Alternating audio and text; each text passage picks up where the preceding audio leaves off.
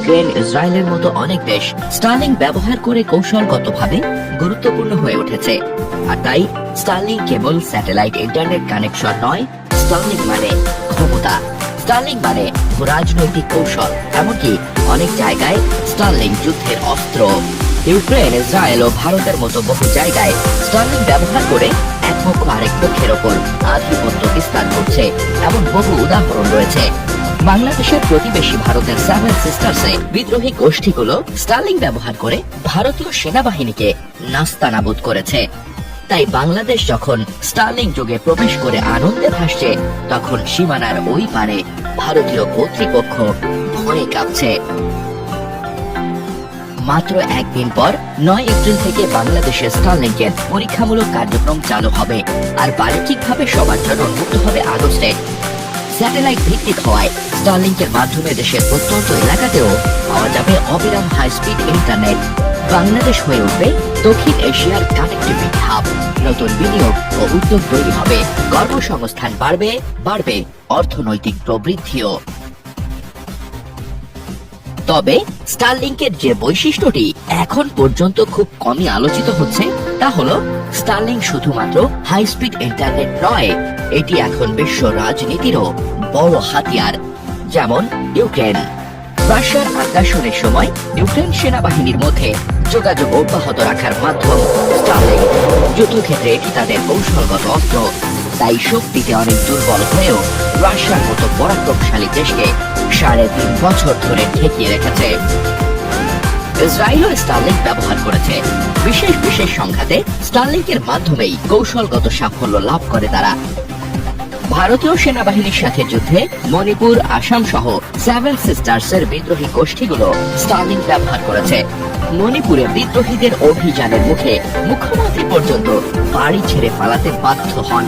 শুধু তাই নয়, তাইওয়ান, ফিলিপাইন ও জাপানের মতো দেশ স্টারলিংক ব্যবহার করে চীনের আধিপত্য রুখে দিতে পেরেছে। বিশেষ করে চীন সাগরে নজরদারি ও সম্ভাব্য হামলার মোকাবেলায় দ্রুত প্রস্তুতিতে স্টারলিংকের অসামান্য ভূমিকা রয়েছে।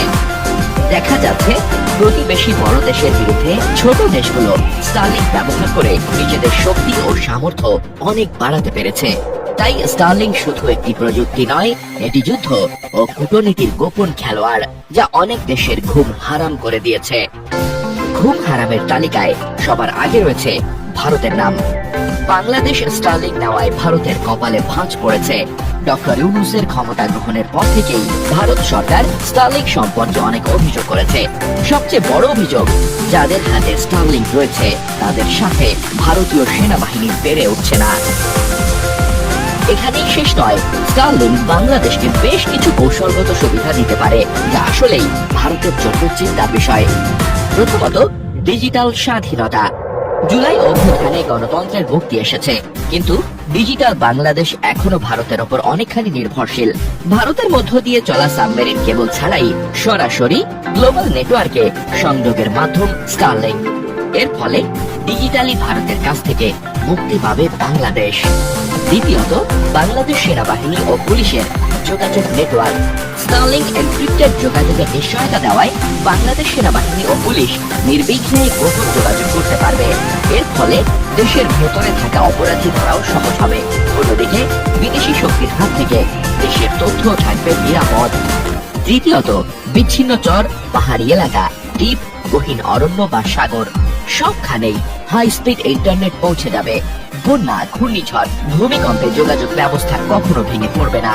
হাই স্পিড ইন্টারনেটের সুপার পাওয়ার হিসেবে দেশের ভেতরে গড়ে উঠতে পারে নতুন নতুন সিলিকন ভ্যালি।